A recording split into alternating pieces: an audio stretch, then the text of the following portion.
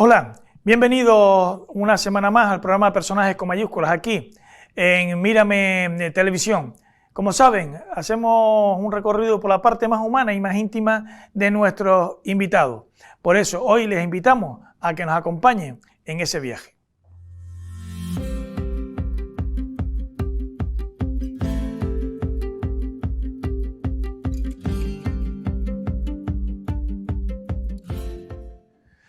Hola, buenas noches. Bienvenidos un sábado más al programa Personajes con mayúsculas aquí en Mírame Televisión. Nuestro invitado de hoy está vinculado a varias actividades económicas. Una de ellas es el turismo rural, del que fue uno de los precursores en la isla de Fuerteventura junto a Andrés Rodríguez Berrier y María Victoria.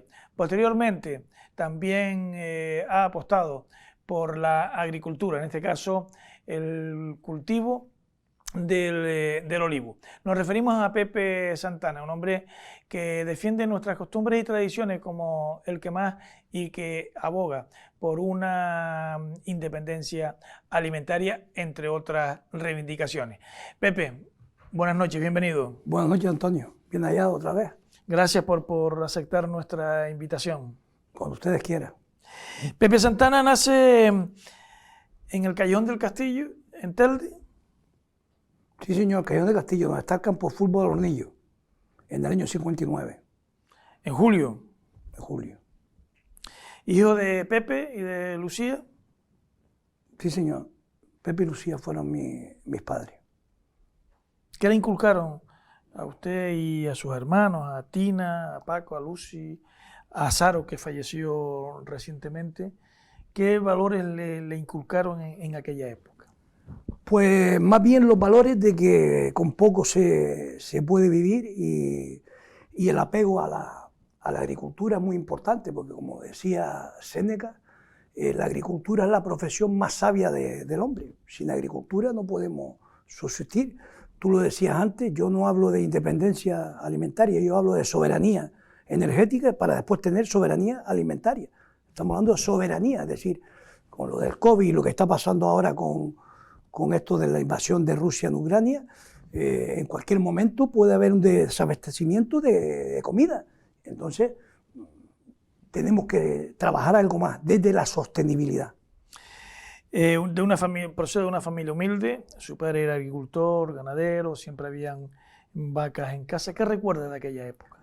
Aquí yo recuerdo aquella época, recuerdo 2 fanegadas de platanera, donde recuerdo que yo estaba en el instituto, ya con 12, 13, 14, 15 años, y había que sacar las camas de la vaca. Mi padre llegó a tener hasta 8 vacas, y yo recuerdo que le decía, papá, deja las camas que el sábado yo las saco. Y bueno, el sábado por la mañana yo cogía la carretilla y le ponía 2 palos por un lado, 2 palos por otro, para que hiciera más estiércol y llevarlo a las tercoleras.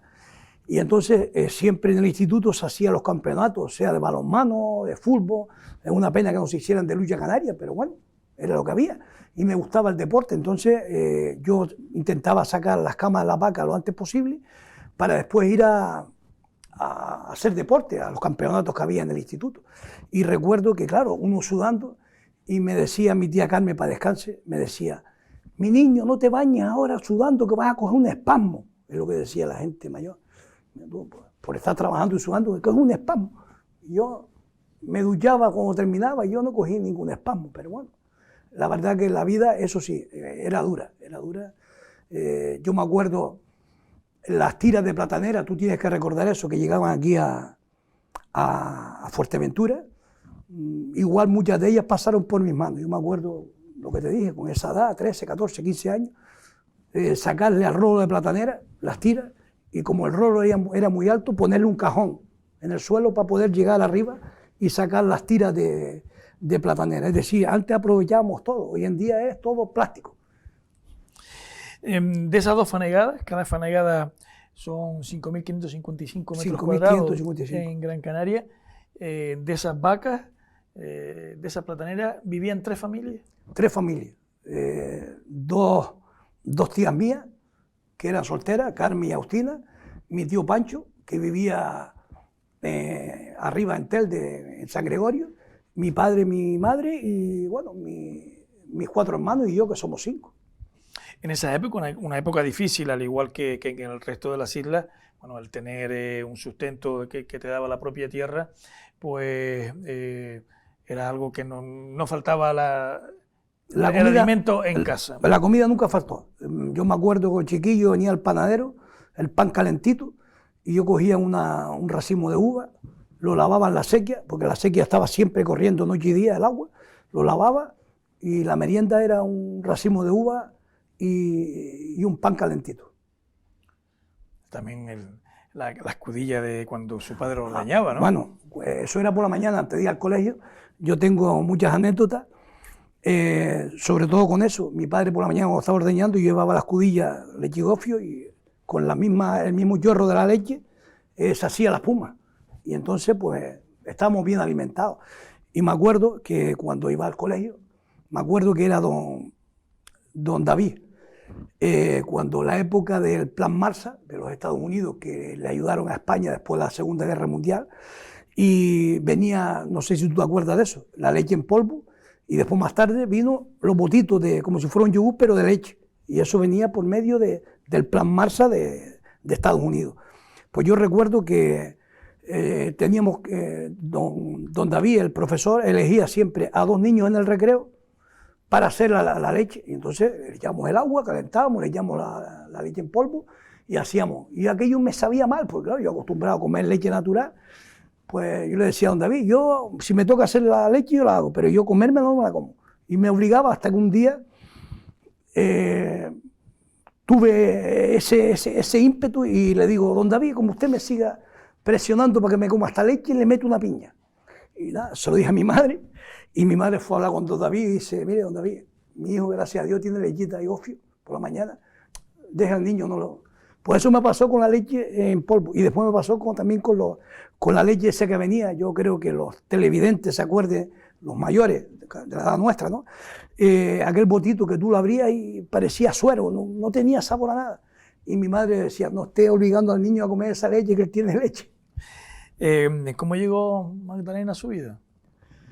Pues Magdalena fue una cosa en un baile en San Isidro, en la Pardilla. Nos conocimos allí y nada, eso fue un sábado y en Telde estaba la fraternidad. Es una pena porque el banco se quedó con la famosa fraternidad, que era una sociedad de recreo, de baile, fines de año, carnavales. Y entonces creo que el banco se quedó con ella y está cerrada. Y entonces los domingos solíamos ir las parejas de aquel entonces a la Frate. Y nada, la invito a la Frate, fuimos a la Frate, estuvimos bailando. ¿Pero ya la conocía del pueblo? No. Ella vivía en La Pardilla y yo vivía en Callejón de Castillo. Y de ahí empezamos a salir a la Frate y tal. Y como eso de novio, ¿no? Antes era ir a ver a la novia pues los martes y jueves, no como hoy. Y nada, ahí le dije a mi suegro, que era muy recto, le dije, no se preocupe con su hija, que yo me voy a casar con... ¿Fue un flechazo a primera vista? Pues sí, ella dice que fue más el de ella que el mío, pero bueno, sí. Los bailes antes ibas, y tú te acuerdas de eso, ¿no? Esos bailes que se usaban antes, que ibas caminando por la pista de baile, ibas invitando, y la verdad que me quedo mirando cuando entré, digo, contra, pues voy a invitar a aquella muchacha, y la invité, y hasta hoy. Vamos a ver un vídeo. Bueno, esto es una sorpresa, ya esta es la segunda sorpresa que me da. Hola papá, aprovecho esta oportunidad para saludarte y para decirte que eres un ejemplo a seguir para mí y para toda tu familia. Nunca has tenido un no para todos nosotros y hoy es el momento de hacértelo saber. Un abrazo. Bueno, todo el que conoce a Pepe sabe como él, está siempre en la lucha, trabajando. Todo lo que sé pues se lo debo prácticamente también a él. Y nada papá, a seguir siempre la lucha. Venga, un abrazo. Jorge y Dorama. Jorge y Dorama. 2 puntales. Recuerdo cuando hice la Casa Tamasite, la Casa Rural Tamasite, que fue cuando Dorama terminó de estudiar en la formación profesional, y Dorama se quedó solo en la Casa Rural Tamasite. Se quedó solo, él la llevaba y nosotros nos fuimos para allá porque Jorge y Magdalena tenían que seguir estudiando. Y se quedó en la Casa Rural y hasta hoy. el negocio va bien y él es el puntal del negocio. Y luego Jorge pues terminó arquitectura y me ha hecho feliz en que haya venido para acá, diera el paso y ya está trabajando aquí como arquitecto en Fuerteventura. Pero, ¿tiene otra hija? Sí, Magdalena. Que usted no quería que se llamara así. No, yo quería ponerle un nombre guanche, igual que Dorama, se llama Dorama, Jorge Avián también guanche, y entonces yo quería que se llamara pues Guasimara o Malamón Guayarmina, pero bueno, yo lo quería poner un nombre, y recuerdo que mi mujer le dijo a mi compadre, no, Magdalena se va a llamar igual que la madre, igual que la abuela, igual que la bisabuela. Aquí tengo que decir que la tatarabuela de ella, sí, tatarabuela, era de Triquibijate, la famosa Magdalena Mendoza, creo que se llamaba el apellido, que para los de Triquibijate le decían justa razón. Fumaba incluso con una gallimba y era una mujer de armas tomar. Y entonces pues mi mujer dice, no, le ponemos Magdalena. Bueno, pues le ponemos Magdalena. ¿Y Cállate Pepe? Hay veces que hay que llevar una vida compartida, ¿no? Bueno, vamos a ver otro documento. Bueno, ¿qué decir de mi padre? Que siempre ha sido un hombre muy luchador, trabajador, un hombre de tesón, sencillo, que siempre ha ayudado a todo aquel que lo necesita. Y en esta ocasión quería darle las gracias por todo lo que ha hecho por nosotros y a mi madre también, que ella es un pilar fundamental en nuestras vidas, y decirle que ahora toca ya descansar y disfrutar de los nietos. Un abrazo. Antonio me sorprende siempre. Tiene dos nietos, ¿no? Y dos nietos, Pedrito y Carlota. Que son los reyes de la familia. Pues sí, la verdad que sí. Te ayuda mucho, mucho a vivir. ¿Los tiene a todos en Fuerteventura? Sí, están todos en Fuerteventura. Y la verdad que es una alegría cuando los veo. Por ejemplo, si yo no puedo, va la abuela. ¿Dónde se quedó Pepe? Porque él me dice Pepe. Y ¿dónde se quedó Pepe? Siempre pregunta por el abuelo. Hemos hablado de su mujer, de cómo la conoció, de aquella discoteca en la que usted era electricista y fue a... No era discoteca. Donde fui a trabajar, dices tú. Bueno, no era discoteca, era una sala, antes era sala de baile. Bueno, sala de baile, nos transportamos a aquella época.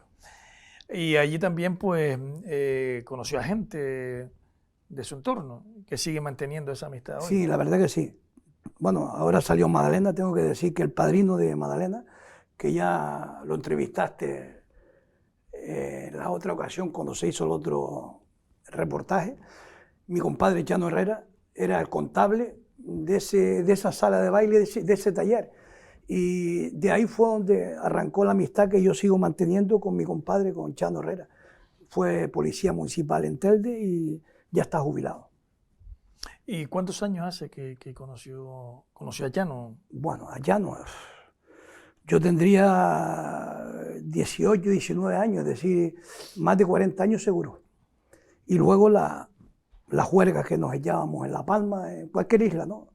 Porque la verdad que es un hombre muy alegre y entonces nos dábamos bromas y estábamos siempre, una vez casi se nos escapa el avión en La Palma porque estábamos comiendo en una parrillada que había allí y pedimos una ración de una parrillada de carne y venga otra y las mujeres decían, ustedes se van a poner malos.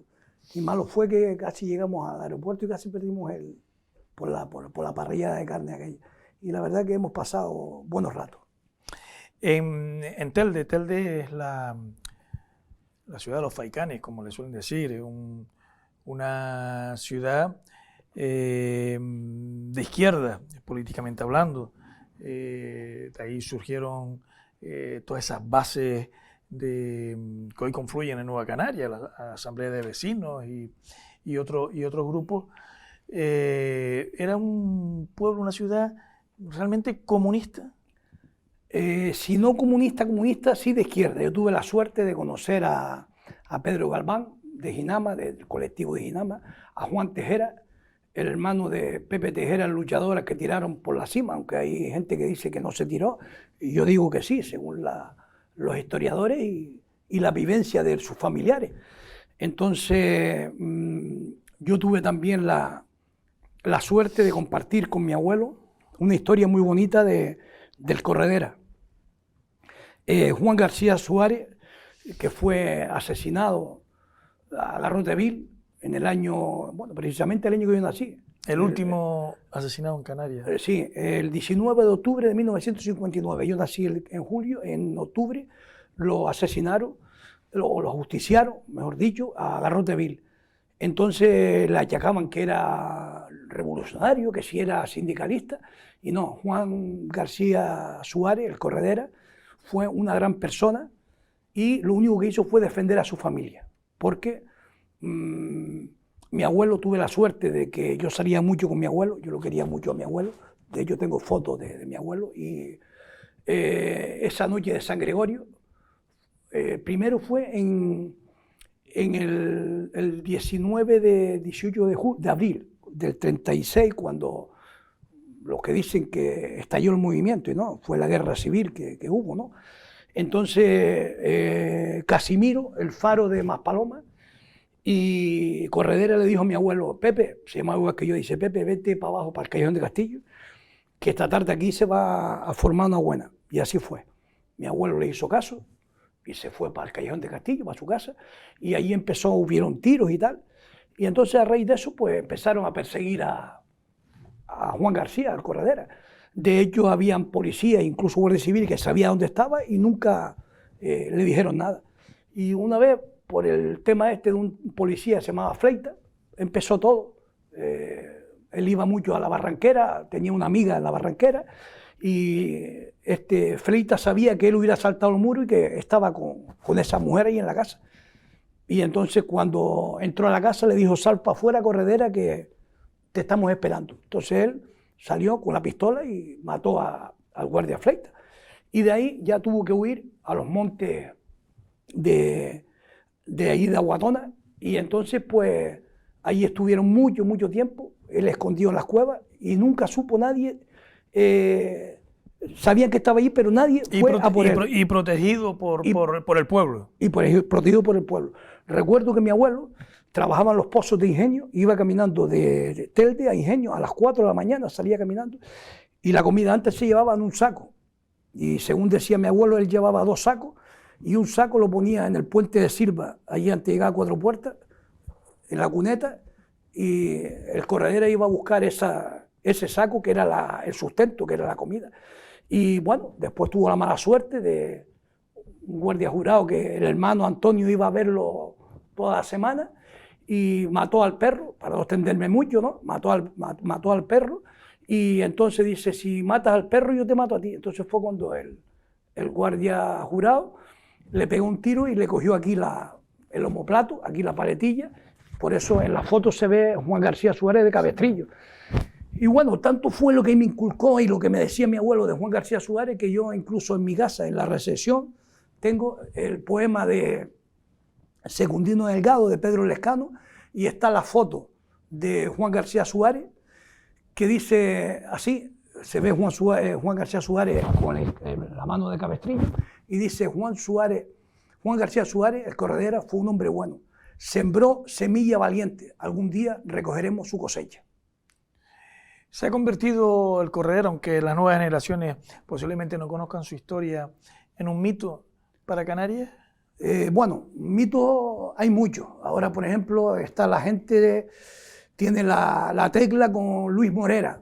Yo también soy un fan, por así decirlo, de Luis Morera, desde que empezó Taburiente en los años 70, pero se descafeinó y ahora ha vuelto otra vez. Pero sin embargo, Juan García Suárez es que no le hizo mal a nadie. Lo que te iba a comentar, de que cuando en la fiesta de San Gregorio, pasados los años, cuando mató a este hombre, estaba echando copas, esto me lo decía mi abuelo, la amistad que tenía mi abuelo con él, con el faro Maspalomas, el luchador, y con Casimiro. Estaba una noche y entonces antiguamente las carnicerías se abrían a las 5 de la mañana, la gente iba a misa, después iba a la carnicería a las 5 de la mañana. Y entonces estaba en la plaza Y dice Juan García Suárez a mi abuelo, al Corredera, que estaba ahí al faro, y dice, esta noche me cargo a Vicente. Entonces llega Vicente, abre la puerta de la carnicería y la deja media abierta. Y entonces empuja la puerta y le dijo el Corredera, ¿me conoce Vicente? Vicente era un falangista que iba a molestar a la madre y a las hermanas. Entraba a la casa, le tiraba la comida, le quitaba la ropa, y entonces dice, sí, sí, te conozco. Hizo así y cogió el hacha, el machete que tenía para partir la carne, y cuando se lo fue a tirar, el Corredera le pegó 2 tiros. De ahí empezó la fuga hacia los montes de Telde. Es decir, él lo único que hizo fue defender a su familia, y es mentira de que él fuera sindicalista. Él lo que sí era una persona buena. De hecho, cuando pasó todo esto, él se fue a Las Palmas a trabajar allí en las pesquerías de Lloret y Linares, el tema del pescado, y se vestía de mujer, y él vivía en la isleta y sabía que él vivía allí y nadie lo molestó. Entonces, lo que tú me decías antes, si Telde fue, pues mira, yo me presenté en 3 ocasiones por Asamblea Canaria al Ayuntamiento de Telde, y yo siempre le decía a Paco Santiago, o al que llevaba las elecciones, que me pusiera lo más atrás posible, porque yo tenía mi trabajo. Lo que sí, estaba en el comité local. Y recuerdo que una vez me hablé con un escultor, un tal Mallín de arriba de Santa Brígida, y queríamos hacer un busto en la plaza de San Juan en homenaje al Corredera. Y entonces era un busto, tema solidario, creo que era con 1000 pesetas de la época, cuando cobraba 200.000 pesetas. Y cuando se lo propuse al alcalde, a Paco Santiago, y al concejal del urbanismo, a Ildefonso Jiménez, me dice, no, es que allí hay un busto de León y Castillo, y es que la derecha nos va a decir que no, y esto no se va a aprobar por unanimidad. Le digo, mira, si el pueblo lo quiere. Y esa es la pena que yo tengo, que en Asamblea Canaria, tanto que se llamaba nacionalista canario, no se hubiera llevado a cabo ese busto, porque hoy en día hubiera sido un referente en San Juan. ¿Y cuánto ha cambiado la política, no? Bueno, la política ha cambiado tanto que le di un ultimátum a Paco Santiago. Le dije, mira, me voy de ICANN. Me dijo que ¿por qué? Porque ustedes no son nacionalistas, igual que Nueva Canaria, se van de Coalición Canaria, montan Nueva Canaria, ¿y en qué se diferencia de unos a otros? En nada. Cuando desde la Universidad de La Laguna, de la Universidad de Las Palmas, expertos en turismo, Agustín Santana Talavera, que es antropólogo y aplica la antropología al turismo, lo dice. No hay turismo si no hay un referente del pasado, porque el turismo quiere ver cosas. Yo he estado en Cantabria, en Santillana del Mar, donde está la cueva de Altamira. No sé si los televidentes han estado allí, y allí hay un respeto por la arquitectura del pasado, que las puertas de entrada a las casas, no sé si tú has estado allí, no tienen más de 1,50 de alto. Y allí no se le ocurre al ayuntamiento decir, no, es que como no pasa la gente, vamos a darle 2 metros de altura. Se conserva el patrimonio. Todo lo contrario de lo que se hace, no en Canarias, en esta isla también. Ahora hablaremos del patrimonio, Pepe. Hacemos un alto en el camino para esos consejos publicitarios y volvemos de inmediato aquí, al plató de Mírame Televisión.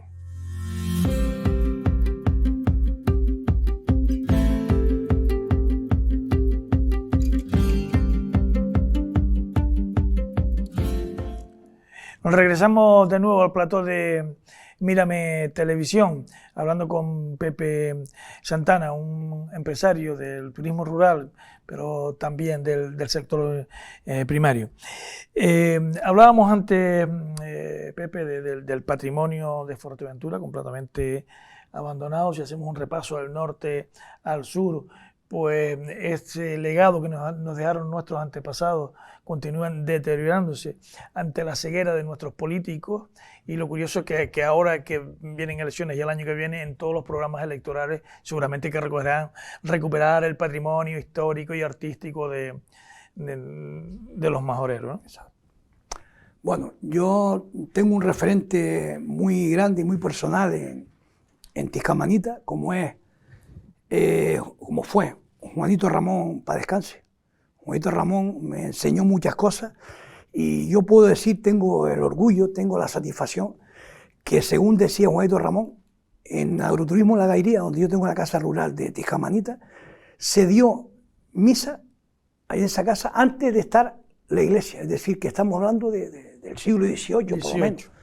Entonces, en Tiscamanita yo tengo un lavadero de cosco, para que los que no saben lo que es el cosco, es la barrilla, que parecido a la barrilla se secaba, una vez seco se lavaba y soltaba la semilla. Y yo tengo un lavadero, tal cual estaba el lavadero. Entonces me decía que los camellos hacían cola trayendo el cosco. Luego se hacía el gofio, se secaba la semilla, se molía y luego se comía con leche, con agua. Dice que era muy salado. Yo tengo en proyecto hacer... en la época de hambre. En la época de hambre, exactamente. Juanito Ramón decía que las cabras o bien había que matarlas o se iba para Canarias, como ellos decían, cuando decían que iban para Gran Canaria. Si iba para Tenerife, dice que iban para Tenerife, pero si iban para Gran Canaria, decía, nos vamos para Canarias. Decir que iban para Gran Canaria. Ese es el sentimiento de aislamiento que había antes en Fuerteventura, pero dentro de la propia isla también lo había. La gente de Morrojable, la gente mayor, todavía dicen cuando vienen a Puerto Cabra, o vienen ahora a Puerto Rosario, oye, vas para afuera, ese sentimiento de lejanía, de aislamiento, de marginación, lo que han sufrido toda esa gente, pues exactamente igual con nosotros con respecto a la capital de la provincia. Exacto. Pues yo he puesto en valor la etnografía de un pueblo, cómo se trabajaba la agricultura, cómo se vivía. Yo tengo en Gairía tengo más de 300 piezas de artesanía a la vista de los clientes. Es decir, los clientes me preguntan, ¿para qué es esto? ¿Para qué? Y tengo más de 300 piezas. Entonces, una de las casas, porque las casas se llaman, tienen 3 nombres de aperos de labranza. Una se llama El Arado, que el Arado fue una herrería en el siglo XIX, también en el siglo XVIII. Fue una herrería y antes venía, el caballo venía al herrero, no como hoy que el herrero va a donde está el caballo. Entonces hubo una herrería, en la casa, el yugo, hubo un almacén donde se guardaba la cochinilla. Cuando yo compré aquello había unos tableros de madera y entonces la cochinilla en aquel tiempo, que la cochinilla la plantó, empezó a plantarla García Blaise, que es el que tiene el invernadero de cristal en Teguerey. Y Luisito, el de Tiscamanita, Luisito era el encargado. Entonces esa cochinilla se guardaba ahí y el padre Manuel Velázquez, para descanse, no Manuel Velázquez hijo, el de la fundación, sino el padre, hacía unos viajes cada 2 o 3 meses a Barcelona en barco y llevaba la cochinilla y luego traía pues rollos de tela, vasijas, cubiertos. Un intercambio. Y entonces hacía un intercambio. De hecho, en la Fundación Manuel Velázquez, este hombre, Felipe Bermúdez, me ha enseñado una libreta donde están todos esos apuntes. Entonces estaba ese almacén de cochinilla y luego la casa de los Acosta. Aquella casa fue de unos señores que le decían los Acosta, y le puse el injerto. Entonces el injerto, ¿por qué? Siguiendo la tradición y la puesta en marcha de los valores etnográficos de la isla. El injerto era que como había alguien que tenía un burro solo y una vaca, pues mitad yugo y mitad injerto. Y de ahí viene la palabra injerto. Y entonces tengo, pero muy antiguo, un apero de labranza, que se ve medio yugo, medio injerto. Y todo eso se lo puedo agradecer a Juanito Ramón, que ya no está entre nosotros. Vamos a ver un nuevo vídeo, Pepe. Hola tío, te mandamos un saludo de parte de tus hermanos y tus sobrinos, que te queremos. Te queremos, hermano.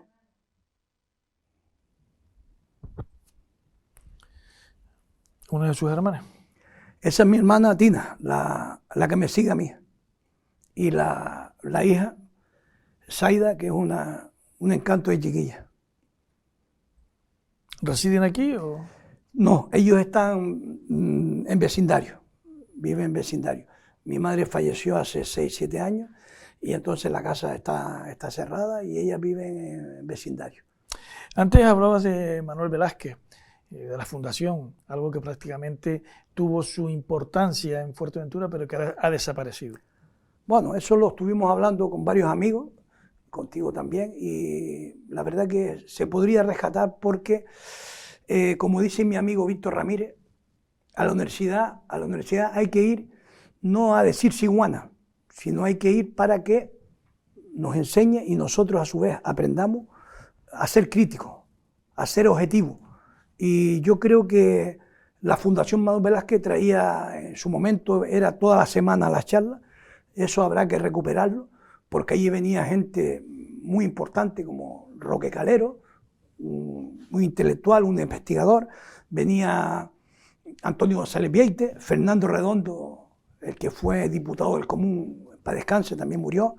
Y bueno, de ahí venía pues, montones de gente. Yo tengo una anécdota muy curiosa de la fundación, y la anécdota fue que una vez vino un señor, no me acuerdo cómo se llamaba el ponente, y hoy en día, amigos, incluso Felipe Bermúdez, me recuerda la intervención que yo hice con ese ponente.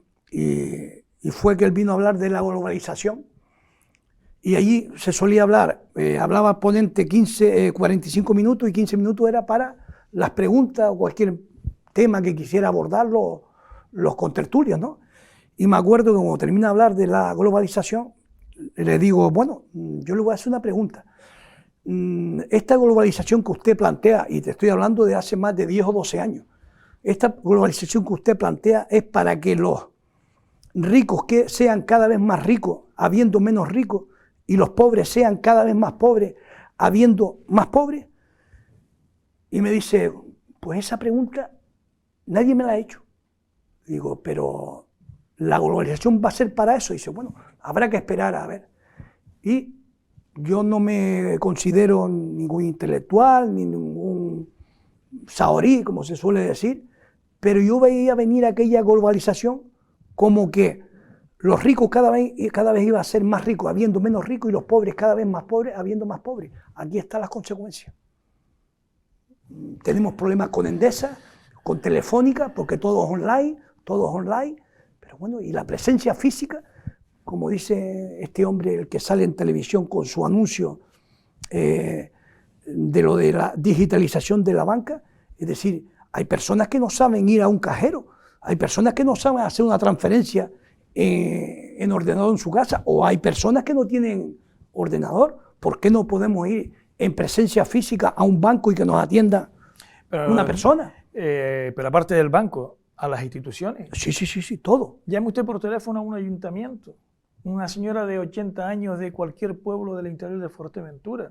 Si quieres conectar con no sé quién, pues el uno. O sea, realmente esa atención personalizada que había antes ha desaparecido, y la culpa la tiene la clase política, que la están también aplicando en las instituciones que gobiernan. La clase política y el pueblo.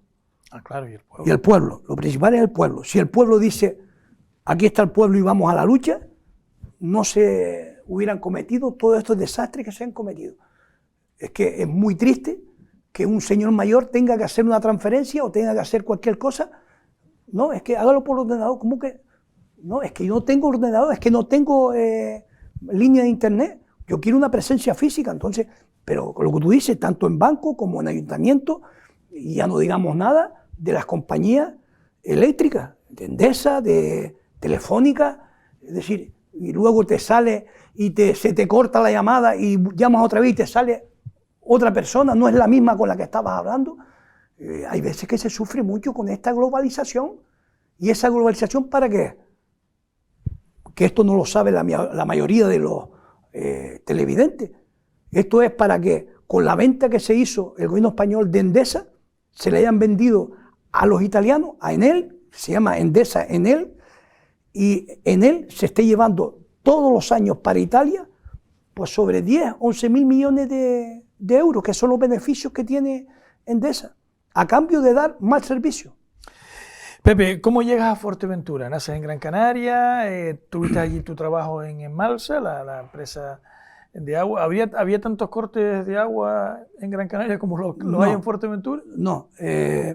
Yo tengo la experiencia de haber trabajado en Emalsa y no, lo que pasa en Fuerteventura es que se lo hemos venido diciendo a los políticos hace mucho tiempo, muchos años, y no han hecho caso. Es decir, las aguas depuradas de Las Palmas de Gran Canaria llegan hasta Güime, hasta Santa Lucía, recorren todo Telde y llegan hasta Santa Lucía. Las aguas depuradas de Santa Cruz de Tenerife llegan a los cristianos, a la Galleta, a regar todas aquellas plataneras. Las aguas depuradas aquí en Puerto del Rosario, de Risco Prieto, van al mar depuradas, cuando podían ir a Quiquey, a Casillas del Ángel, es decir, regar, hacer lo que se llama, lo que ha hecho Santa Lucía, hacer el ciclo integral del agua. El ciclo integral del agua es, yo desalo agua con energía renovable, sea viento, sea sol, yo cojo esa agua, la llevo a la población la consume y una vez que la consuma, va a la depuradora la depura, por supuesto bien depurada, con un terciario, porque la depuradora lleva tres tipos de depuración, primario, secundario, terciario, y con el terciario, yo trabajando en Emalsa había un ingeniero, se llamaba Antonio López Pérez, y él un día haciendo las pruebas de la depuradora de Barranco Seco, los israelitas dicen, puedes probar el agua, que la puedes tomar. Y probaron el agua depurada, porque salía como agua. Eso se está haciendo en Israel. Israel está todo inventado. Israel, hasta hace 20 años, 30 años, era un desierto.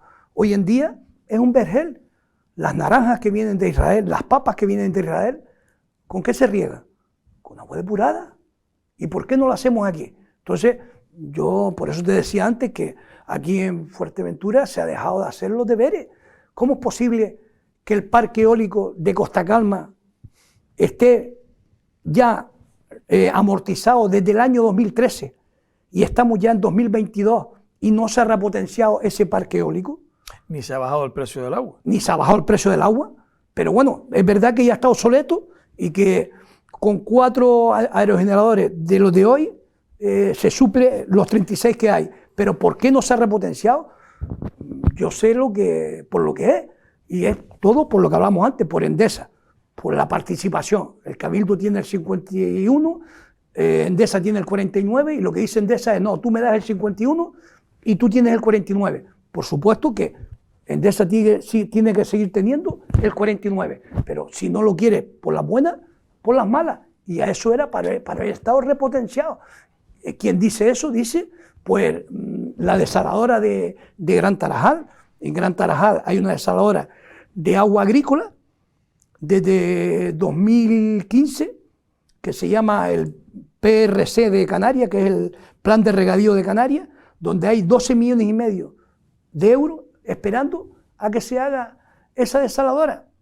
Hemos tocado desde Olivafuer los hilos y eso estaba parado en el Ministerio de Medio Ambiente del Gobierno de España.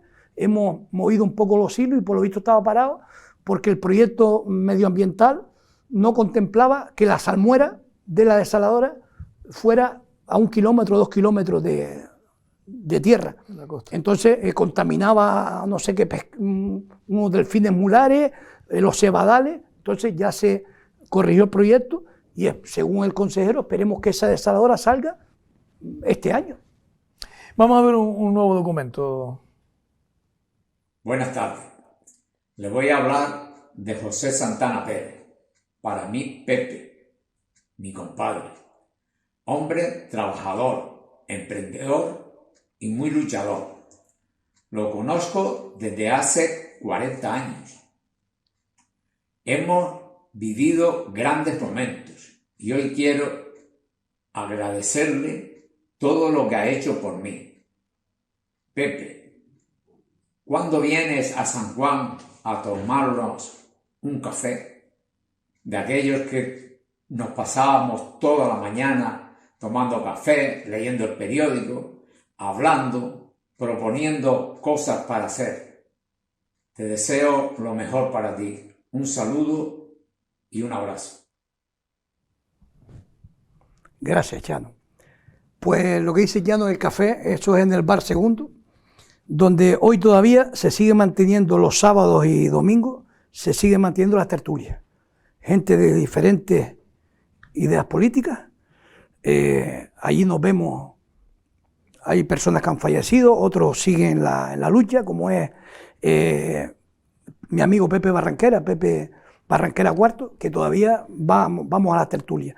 Y hablamos de esto, de energías renovables, de un montón de cosas. Está un Fernando Ojeda, que también era ingeniero de Boní y es experto en energías renovables. Él ha venido mucho aquí. Nosotros desde Oliva Afuera hicimos una visita a Pozo Izquierdo, donde él trabajaba, y vimos cómo se plantaban pegados al mar unas calabazas impresionantes, todo tipo de cole, de coliflor, hasta arándanos se plantaban y se plantan ahí. Y el excedente de la energía eólica se vierte a la red, y decía el encargado ahí de Boní que el excedente era más los beneficios que la propia agricultura. ¿Por qué no se ha hecho aquí en Fuerteventura?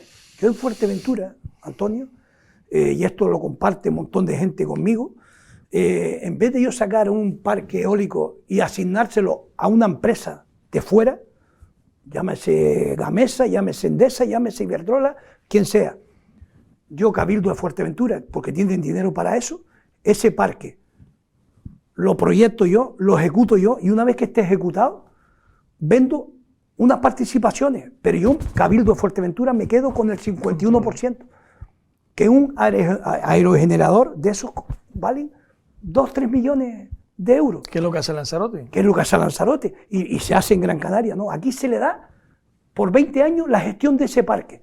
Me han dicho que este parque eólico de Puerto Rosario, que está aquí en La Somada, que creo que hay 6 molinos, me parece que hay, 6 o 5 hay, 5. Creo que eso está dando unos 4 millones y pico de euros al mes. Es decir, que ese parque se va a amortizar en un par de años. ¿Y por qué el que ejecute ese plan eólico no es el Cabildo? Y que sea propiedad del Cabildo, y luego empresas o personas particulares que quieran comprar acciones, las compran. Y ese beneficio se queda en Fuerteventura. Se ha perdido el control, pero yo creo que, aparte del tema de los parques eólicos, yo creo que el principal problema es la dispersión en toda la isla, que supone un impacto visual enorme. Pero se tenía que haber hecho como hacen las demás islas, concentrar los molinos en 2 o 3 zonas. De todas formas, yo ahí discrepo un poco contigo, Antonio, en la dispersión.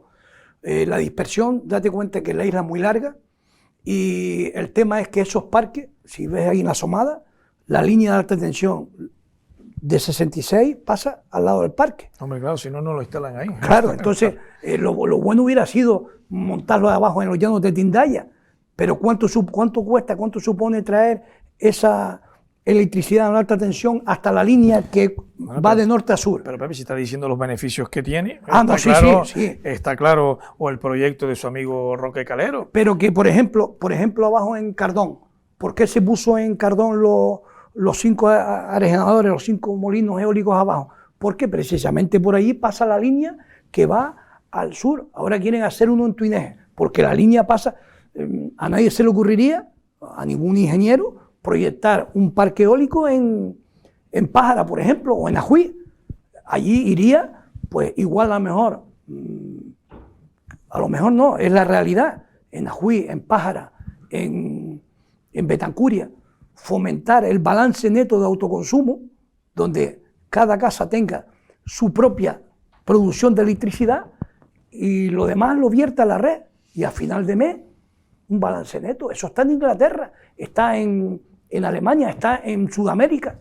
¿Por qué no está en Canarias? ¿Por qué no está en España? Pero si hay tantos beneficios, en lugar de llevárselos para otro sitio, la península o países extranjeros, pues yo creo que también podían invertir para no hacer tanto daño al paisaje y a una isla tan frágil. No, eso sí estoy de acuerdo, pero tú, por ejemplo, mira, en Gran Canaria, es verdad que en Pozo Izquierdo creo que sea una de las zonas de Canarias donde más viento hay. Tú te das cuenta que exceptuando algunos que hay por la zona de Garda, del noroeste, pero todos los parques están en Pozo Izquierdo. Pero El 90% de por qué están allí, ¿por qué es? Porque la central eléctrica de Tirajana está allí. Entonces es por abaratar, es decir, es que es muy complicado transportar la energía. Bueno, esto es un debate, Pepe, largo. ¿Cómo llega Pepe Santana al turismo rural? Bueno, pues al turismo rural yo llego porque hace más de 40 años que yo venía aquí a Fuerteventura, me gustaba Fuerteventura, venía a pescar, venía con mi mujer, venía con mi cuñado y teníamos una mujer que era pues prima hermana, creo que era de la abuela de mi mujer. ¿Fidelita? Fidelita. Entonces nos quedamos allí en casa Fidelita, me acuerdo que los niños ya eran nacidos, me acuerdo con Chano, que antes dice aquella juerga que nos echamos, y cuando Jorge, mi hijo Jorge era pequeño, tendría 7, 8 meses, me acuerdo que cogimos la mesa que había en la sala, la pusimos al revés y esa era la cuna de él. Y nos íbamos a pescar, nos íbamos por ahí y Jorge se quedaba allí con Fidelita. Luego traíamos pescado y hacíamos caldo de pescado y tal. Bueno, pues ahí se fue teniendo una relación más directa con Fidelita. Fidelita se pone mala y mi mujer dice, mira, mi suegra dice, mira, y esta mujer es que ahora no tiene nadie y tal, y mira, pues nosotros la cuidamos. Y en esa casa estamos hoy en día. Luego surge Casa Tamasite, primer proyecto. Sí, luego Casa Tamasite, la compro Casa Tamasite. Me acuerdo que era de Justa. Aquella casa tiene una historia también muy bonita, porque Anselmo Pérez, para descansar el viejo, venía todos los días por ahí, y como a mí me gusta hablar con la gente mayor y tal, entonces llegaba ahí y me decía, ¿qué? ¿No has encontrado nada? ¿Qué? ¿No has encontrado nada? Y yo, no, Anselmo, ¿qué es lo que hay aquí dentro? Si tú me dejas pasar para adentro, yo te digo lo que pasó aquí. ¿Qué pasó? Y por lo visto fue que allí mataron a un niño. Eso fue Carmita Barreto, que por lo visto la hija era una mujer muy bonita, una mujer alta, blanca, guapa, y venía por lo visto un tal francés, no me acuerdo el nombre, venía de abajo del sur, porque aquello era una tienda de aceite y vinagre. Y nada, se enamoró de esta mujer que por lo visto le hizo un niño, le hizo un chiquillo, y Carmita Barreto la hizo abortar. Entonces escondieron al niño en la ceniza de la cocina. Vino la justicia en aquel tiempo y tal, no vio nada y eso se quedó ahí.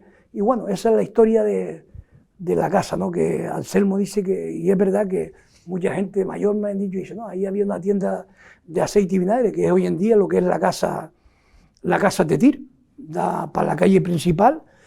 Y también me decía Anselmo, dice, mira, ahí hay dinero que se trajo de Argentina, porque cuando yo compré la casa, en la escritura decía que la mitad de la casa se compró con unos poderes en Argentina. Y es verdad que estamos trabajando y aparecieron 3 alacenas, tapados con un saco y alveada, que no se veía lo que había dentro, pero dinero no apareció ninguno. Luego surge el primer agroturismo de Canarias, Gairía. Sí, estando en marcha Casa Tamasite, esto fue en 2007, 2008, venían mucho italiano a Fuerteventura y la mayoría eran italianos. Entonces le preguntaba cómo se decía turismo rural en italiano y me dice, no, agroturismo. De hecho, yo he estado en Italia 2 veces y he estado 2 veces porque de clientes que han venido a la casa y hemos terminado como amigos, ¿no? Francesco Moro y Francesco Orsatti. Y entonces dice, no, se llama agroturismo. Entonces yo dije, bueno, pues vamos a ver si hacemos algo. Entonces me salió aquella oportunidad ahí en Tiscamanita de restaurar toda aquella casa y de ahí es donde nació Agroturismo La Gairía. Agroturismo La Gairía fue el primer agroturismo en Canarias, en Fuerteventura. Este hombre que se queda mucho allí, el que yo comentaba antes, Agustín Santana Talavera, que es antropólogo de la Universidad de La Laguna, ha mandado a 4 chicas a hacer la tesis de turismo allí en la Gairía. Yo le he firmado como que ha hecho las prácticas ahí.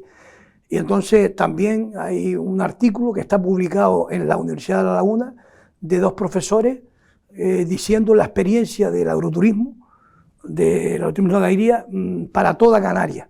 Es decir, lo que no se puede hacer es consumir suelo para que el turista venga a una casa hecha pues, de bloque o de hormigón, cuando tenemos pues, infinidad de casas antiguas en los pueblos, que hoy en día el turismo lo que quiere es eso. Y la experiencia que yo tengo me dice y me han dicho que, por ejemplo, ya saben lo que es Morrojable, saben lo que es Costa Calma, saben lo que es Castillo, saben lo que es Corralejo. Y dice, menos eso, dime dónde puedo ir a pasarnos el día. Y yo le digo, mira, pues vete a Las Posetas, vete a Betancuria, vete a Juí, y la verdad que los clientes ya saben lo que es turismo sostenible. Y poner en valor en nuestro entorno entorno rural. Pues vamos a ver un nuevo vídeo, Pepe. Hablar de José Santana, de Pepe, es hablar del mejor referente del turismo rural en Fuerteventura. Él, mejor que nadie, ha sabido dar valor a todo un conjunto de acciones, desde la caza, la obtención de aceite, la obtención de vino, y nos ha sabido, como presidente de la asociación que fue durante mucho tiempo, animarnos, darnos mucha ilusión y trabajar juntos en bien de lo que era el turismo, de lo que es el turismo rural en Fuerteventura. Él, casi diríamos más que nadie, ha promocionado la isla por todos los lugares de España, hablando de los valores que tiene la isla de Fuerteventura. Así que en esta noche, mi enhorabuena, felicitarlo, porque creo que es un reconocimiento bastante merecido. Un abrazo. Mi amigo Pedro Carreño, es verdad lo que él dice, que por toda España y parte de Europa también, ir a los congresos a Valladolid de turismo rural, y como me decía Pedro, dice, no, tú eres el manager de la asociación, tú eres el que, mira, aquel hombre, y hablamos con Ventura, el de Galicia, con infinidad de personas. En La Rioja se hacían aquellos congresos, y es verdad, Pedro, llamo mucho de menos los congresos esos que se hacían todos los años a nivel de España y cada 2 años a nivel de Canarias. Recuerdo, tú antes me decías que cómo se llamaba la mujer de Andrés Berriel cuando hicimos el congreso del hierro, y fue María Victoria, y ahí sí que disfrutamos por esa forma de ser de ella, por esa una mujer socarrona que te decía las cosas así con desparpajo, y la verdad que lo pasamos muy bien. Y bueno, como yo decía, echo de menos los congresos a nivel de Canarias, porque el último que se hizo aquí lo organicé yo, se organizó aquí en Fuerteventura, en el Parador, y hace ya como 6-7 años que no se ha vuelto a hacer más un congreso. Bueno, una de las aficiones de Pepe es la lucha canaria. Su ídolo de siempre ha sido Babache, su equipo de siempre, el Castro Morales, y ahora pues colaborando con el Max Orata. Con el Max Orata. Pues la verdad que sí, cuando yo antes te nombré a Pepe Barranquera, el otro día precisamente en Facebook salió una foto del Castro Morales antiguo, y estaba Babache, como no podía ser de otra manera. El otro día saludé al hijo, que es mandador del Campito. No tiene nada que ver con el padre es que era un portento de hombre, y encima era con la barba, con el pelo. Babache fue incluso lo bueno que era, pero aparte fue actor del cine. Él hizo una película, él era un hombre muy portentoso. Y para mí, aquellas agarradas con Valencia, Santiago Ojeda, Kiko Lozano, Loreto Cuarto, eso llenaba el polideportivo de Telde, y de ahí me viene, el Castro Morales me viene la afición a la lucha. Y ahora, como tú bien dices, ahora pues echando una mano en la directiva del Max Orata, que parece que en Fuerteventura, como ninguna otra isla, hay un fervor pues impresionante hay una afición muy grande por la lucha canaria. Y además, y esta casa, Mírame Televisión, que retransmite sí, la luchada. Con el amigo Benito, sí, que la verdad que está haciendo una labor muy, muy impresionante, muy grande por la lucha canaria. Pues vamos a ver un nuevo vídeo, Pepe.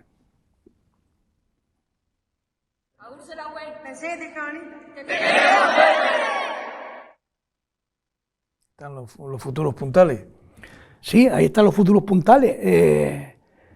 La verdad que tenemos la base muy completa, tenemos el equipo femenino, yo creo que sea uno de los equipos que más apuesta por la cantera, independiente que tengamos que tener algún que otro refuerzo de fuera. Y tenemos lo que son las femeninas, lo que es el equipo base y el senior. Y la verdad que son gente encantadora la directiva. Esta tarde mismo tenemos reunión y bueno, vamos de vez en cuando abajo a ver los entrenamientos y a hablar un poco de lucha y desde aquí quiero felicitar también y agradecerle porque a la sombra es quien lleva el equipo. Desde aquí quiero felicitar y agradecerle a la labor que está haciendo José Roque en el Mansorata, porque es el alma mater del Mansorata. Igual que también tengo que decir que nos han dado al Mansorata la medalla de oro de Canarias, año 2022. Mira qué coincidencia que el año pasado, 2021, nos dieron la medalla de oro al mérito de asociación a Oliva Fuer y este año se la han dado al Mansorata. Y bueno, ya se ha acordado por parte del Mansorata que la medalla la recoja, como no puede ser de otra manera, el precursor del equipo del Mansorata, don José Padilla Francés. Uno de los... Porque sin el amigo Pepe Padilla, el Mansorata no hubiera sido lo que es el Mansorata. Es un hombre que lo da todo, aunque no está en la directiva, pero se cuenta con él para todo. Y además siempre ha estado ahí fiel de aquí al también, equipo, a Tarajalejo, esos medio siglo de vida que cumple, pues también pues tiene la parte triste del fallecimiento de Juan Miguel. Sí, Juan Miguel, Marojo, el amigo Pompo que iba a todas las luchas, también Miguel Ángel, también, es decir, han habido pérdidas importantes en el Mansorata, en la afición del Mansorata. Pero bueno, sigue ahí dando el callo, llenando el campo cada vez, porque hay una afición increíble. Sí. Y sobre todo cómo la lucha canaria se ha recuperado en Fuerteventura. Pepe, nosotros estamos ya en la recta final del programa.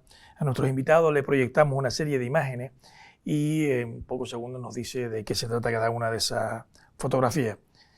Pues vamos allá.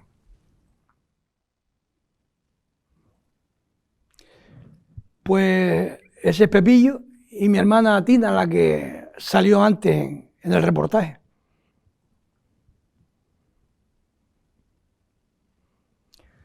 Eso fue en la escuela del Callejón de Castillo.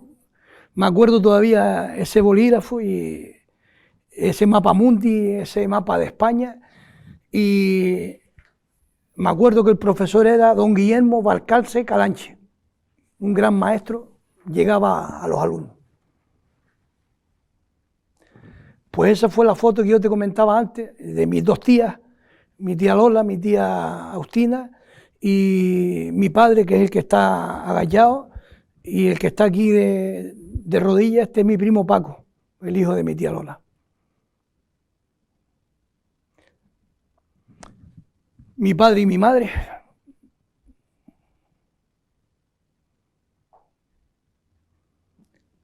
Pues eso fue cuando nació, este fue Avián. Esta fue una foto, que esta foto creo que la tiene mi hija Magdalena, parece.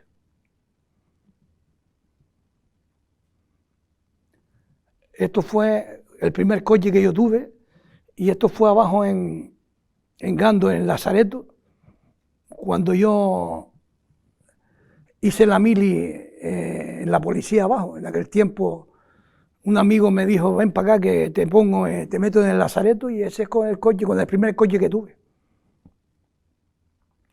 Eso es cuando me gustaban los carnavales.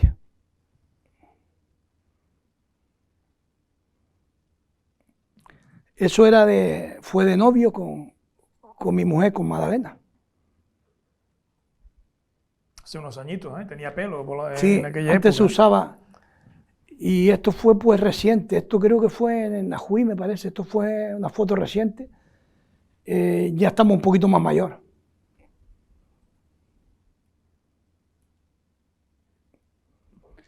Esto fue con mi padre para descanse un fin de año. Y yo haciendo un poco ahí de cocina. Ahí mi padre creo que al poco tiempo falleció.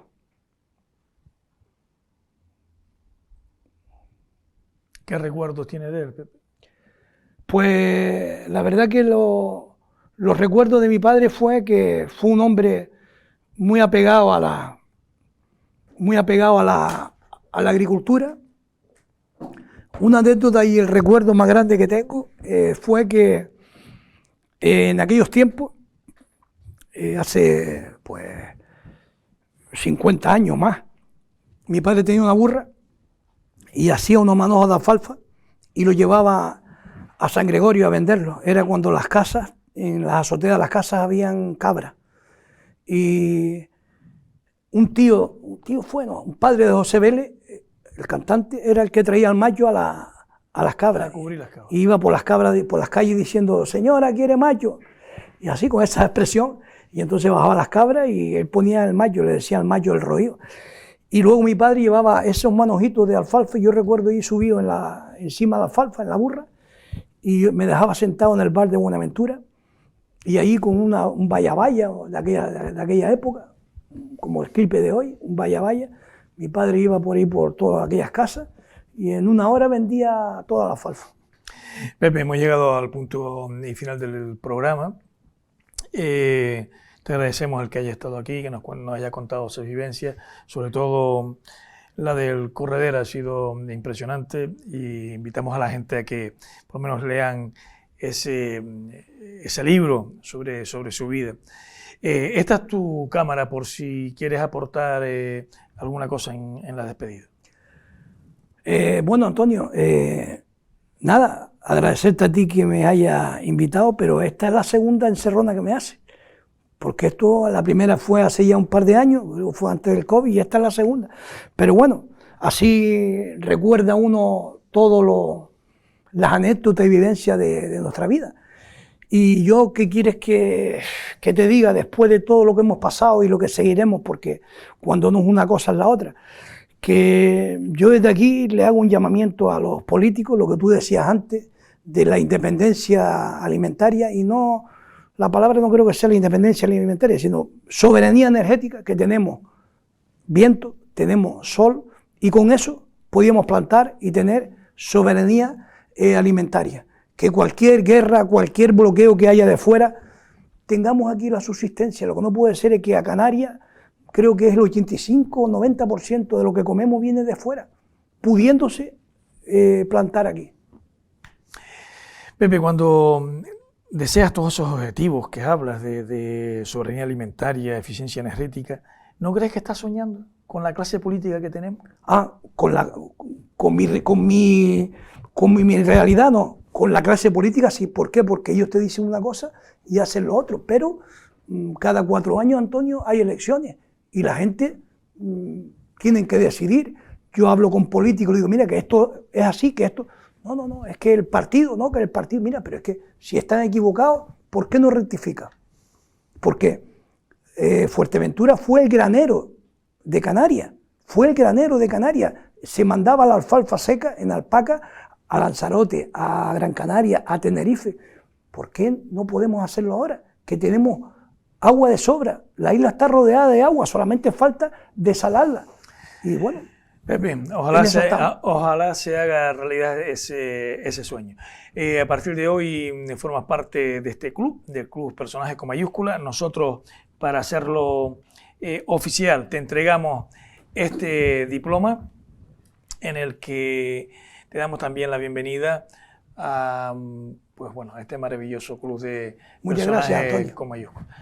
Nosotros llegamos al punto y final de nuestro programa de hoy.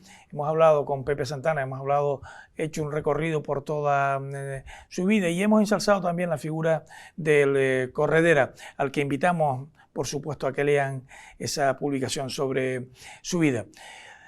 Nos despedimos. Hasta el próximo sábado aquí en los estudios de Mírame Televisión. Hasta entonces, que sean felices.